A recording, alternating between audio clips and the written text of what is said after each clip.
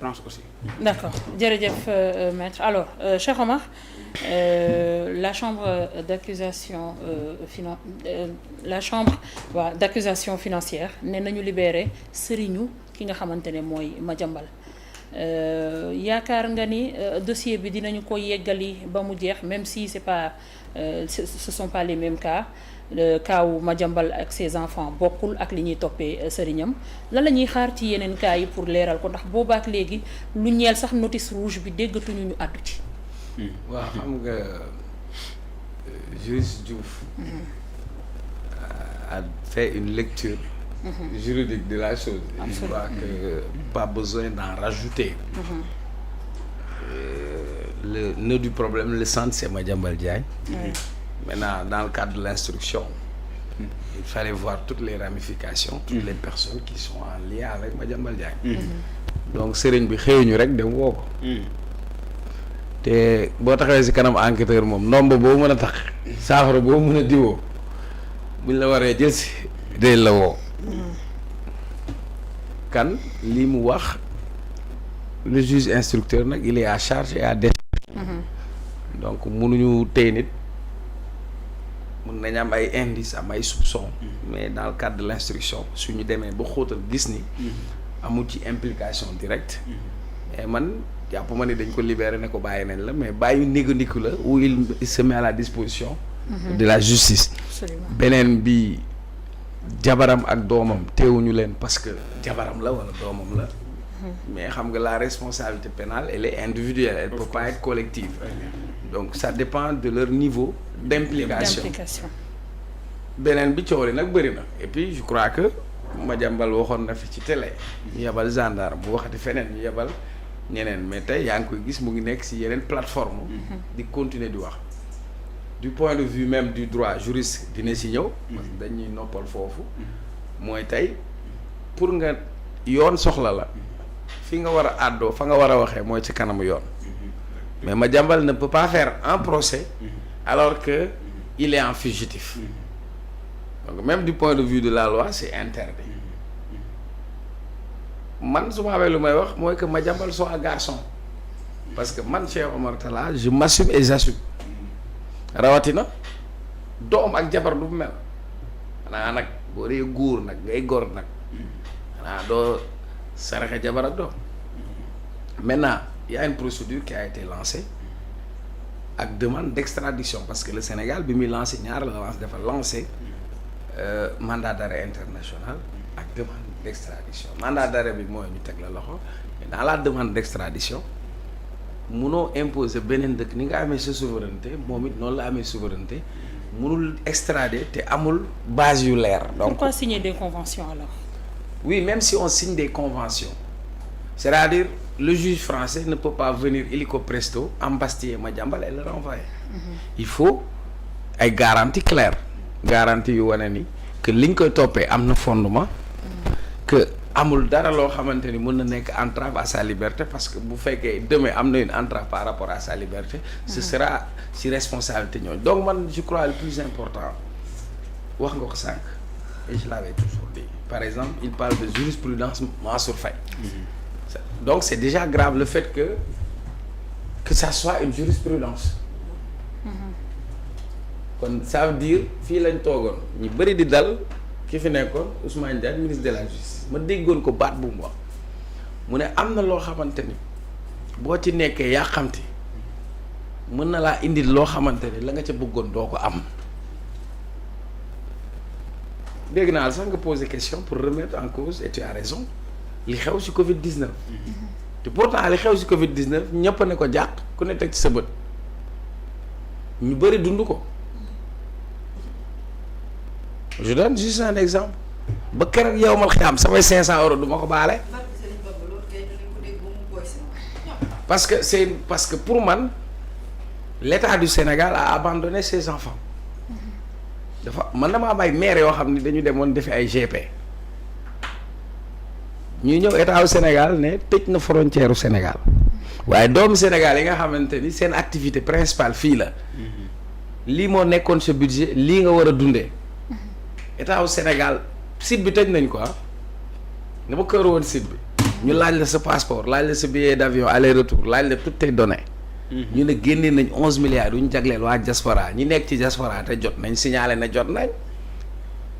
man boobu léegi maa ngi lu tax kenn woowu ma laaj ma maa ak email yeeg yëpp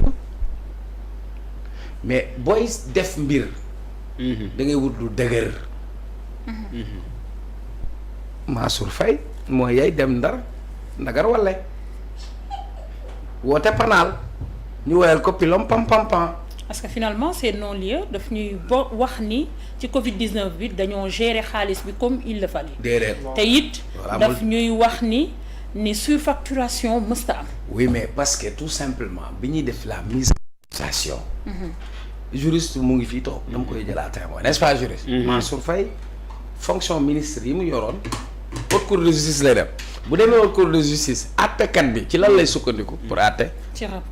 ci mise en accusation résolution de mise parce que ñii à partir du rapport lañ def une mise en accusation. mais ñi def mise en accusation ci lan la ñuy sukkandiku. ci rapport bi. rapport bi est-ce que fiabilité bi. duñ ko mettre en cause. léegi kii dafa am lu mu la wax lu am solo. rapport dafa am fu mu yem. CNTIF day dem sur la base de soupçon. IGE présidence la nekk moo koy yabal. Cour des comptes c'est une institution judiciaire indépendante. très bien. maintenant la Cour des comptes lu muy procédé bokk la kenn. man bi ma ci gën a respecté sax mooy Cour des comptes. parce que la Cour des comptes man audité nañ ma dans le cadre de mon travail mais j'étais hyper fier dañu am ay chambre am ay experts. ci domaine yëpp du ñu bàyyi dara bu ñuy saytu balaa ñoo ñëw dañ lay yëgal ni ñu ngi ñëw benn bu ñu ñëwee dañuy xool domaine yëpp. bu ñu saytoo ba pare service bu nekk dinañ la bind laaj la ne la ginnaaw bi ñu saytoo ak entretien yi ñu def ak yow c'est très contradictoire réponse yi lañ soxla nañ justificatif ak explication par rapport ak tel et tel et d'ailleurs ñoom ci seen saytu moo gën a approfondi su paree nga contester jox ko ay justificatif sur la base de ça mu produire lu ñuy wax un pré-rapport bu la joxaatee pré-rapport am nga diir boo xamante ni war nga indiwaat yeneen réponse su ko réponse satisfairewul moom mu teg sur la base maintenant rapport cité la du rapport bi mooy déterminer ndax def nga wala defuloo maintenant c'est à la justice de creuser de mener des enquêtes boo doon seet waxoon naa ko fi Covid bi joxoon nañ ko division des investigations criminelles gis nga boo duggee dig boo yéegee premier escalier da ngay fekk ñu bind pôle d'enquête financier c'est des financiers experts dañoo xóotal rapport bi déglu ay fournisseurs déglu ñeneen ak ñeneen docteur Bousso bindoon na fi livre ñu soxla ay blouse ñu indil leen ay pyjama loolu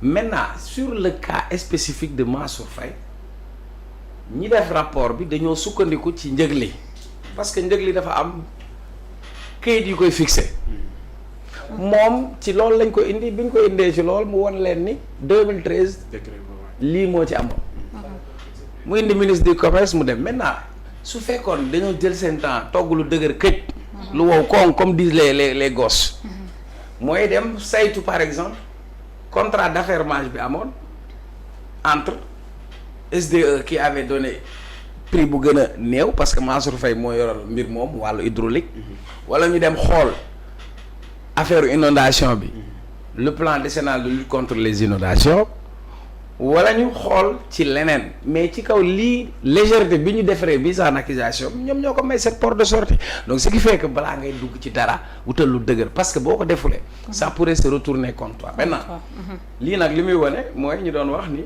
rupture amul wala acharnement la wala machin ku dem fële ci kanamu yoon nga teg ci table bi lu leer moo la fay génne donc jàpp naa ni maintenant nag sur l'affaire Madiambal Diagne elle prend d'autres proportions parce que Madiambal au-delà de maa ngi dégg ministre de la justice qu'est-ce qu'elle a dit ci projet Ellipse bi 11% d'exécution alors que l'argent est déjà décaissé. Il y a un problème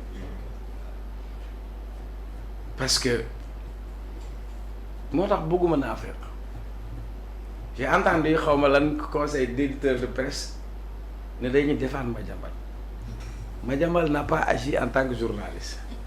Il n'a pas écrit un éditorial bu tax ñu woo ko. toppee wuñ ko sax. luñ ko toppee Madiambal moo doon njambaan ba dugg ci njambaan googu ñun dañ ci dugg.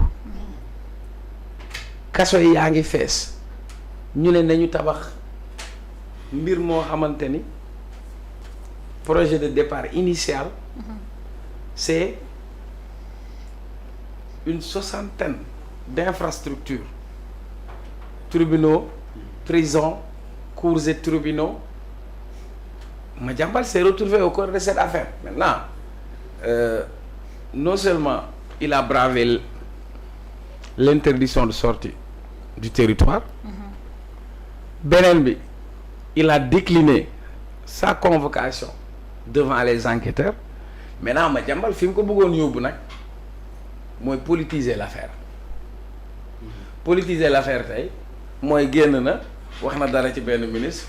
état bi génn menacé ko comme ça moom mu mën a am un dossier valable mooy génn na moom moo dem commandé na ko da ngaa ñaaw mu dajale loolu léegi nag faut pas lui permettre d'entrer dans ce sens parce que pour man Madiambal n'est pas une menace politique d'autant plus que sur le plan politique Madiambal xamewuñ ko woon politique.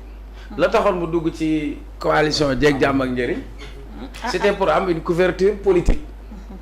Madiambal toogul ci réew mi ñu dóor ko maar mbaa ñu dàq ji ko du dëgg. ba muy génn moom moo génn ci coobarey boppam. kon bu toogee ba ne moom otage politique la wala nangam politique ça n'a rien à voir avec un rapport sur le plan politique beneen bi il faut donner un coup de boost.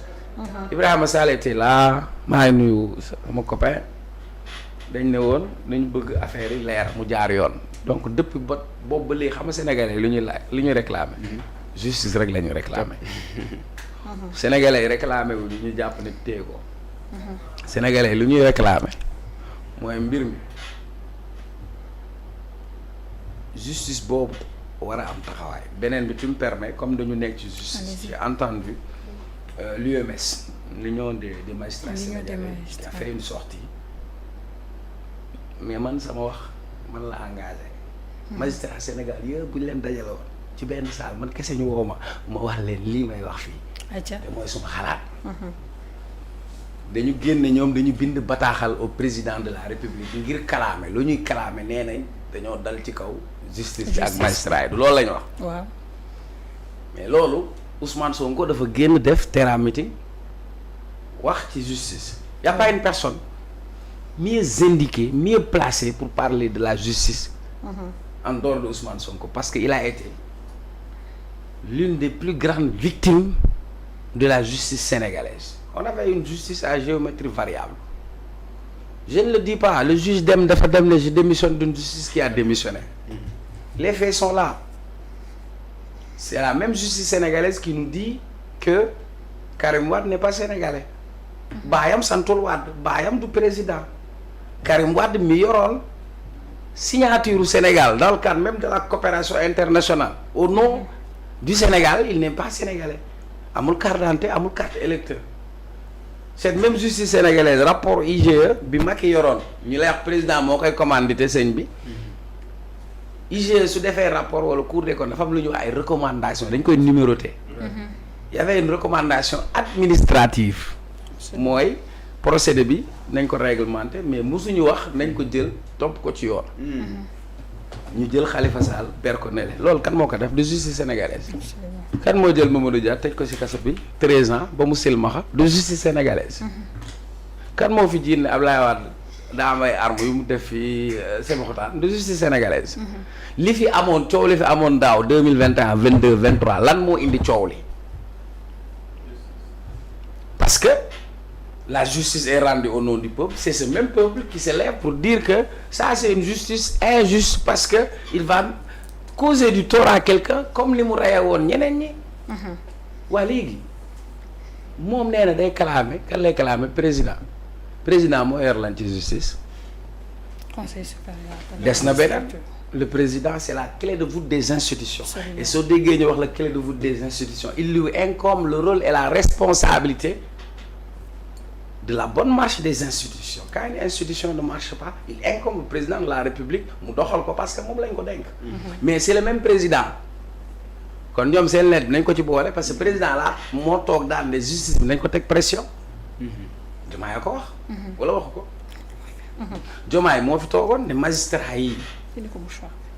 togg nañu waa ji yàq nañ ko mari nañ ko jox nañ ko pour sa waay coob ko. question de perception. donc la meilleure façon pour man pour l'union des magistrats mooy ñu agir. ñu def seen liggéey. beneen bi. lan moo ciy wàllu président bu fekkee ni moom it moom moo présidé woon assises yi nga xamante ne moo fi amoon ñu càmbar ko ut ay poñ yoo xamante ne dañu ne ko dañ koy jooyanti ngir justice bi confiance bi ci peuple bi amoon ñu delloo leen ko moom it lan moo ciy taxawaayam boobaak léegi. war a appliquer te bàyyi layam bi vous avez tout am ngeen les coups de franche mais dama bëggoon wax rek. lu ndaw. magistrat fan lañ nekkoon bi ñu fi barricadé Ousmane Sonko 55 jours sans aucune décision de justice fan la magistrat yi nekkoon yow moom moom. ñu ngi woon fii ci réew mi. dañoo voyagé woon wala fu ñu nekkoon. ah. ñu ngi woon fii ci réew mi. ñu ngi woon fii ci réew mi. bi ñu jàppee Ousmane Sonko indi ay alkaati barricadé ko këram. 55 jours maanaam li gën a fondamental. le droit constitutionnel ñaar lañ ci violé bu Ousmane Sonko la liberté de culte et la liberté de circulation des personnes et des biens Sonko jóg na sax ne day dem jumaa ñu ne ko doo fi julle doo génn doo pousse doo passe fan la magistrat yi nekkoon beneen bi li nga wax mooy dëgg on a un président Djelman un premier ministre Djelman un président de l'Assemblée Djelman waxtaan ngeen lël ngeen génne ngeen xaalis taal nañ essence dem nañ fi jam ñaajo saytu nañ xool nañ xalaat nañ xoolaat nañ xam nga la mos des appliqué. d'accord kon nag su fekkee ni dañ fi war a toog di jàmbat ay affaire justice. ça pose problème parce que sénégalais jox nañ leen exécutif pour ngeen jëf. jox nañ leen li tax ngeen légiférer. mais bon sang il faut faire bouger les lignes. d'accord jërëjëf Cheikh Omar alors Momo pour le cas de Madiambal ak sa côté fu la chambre d'accusation financière.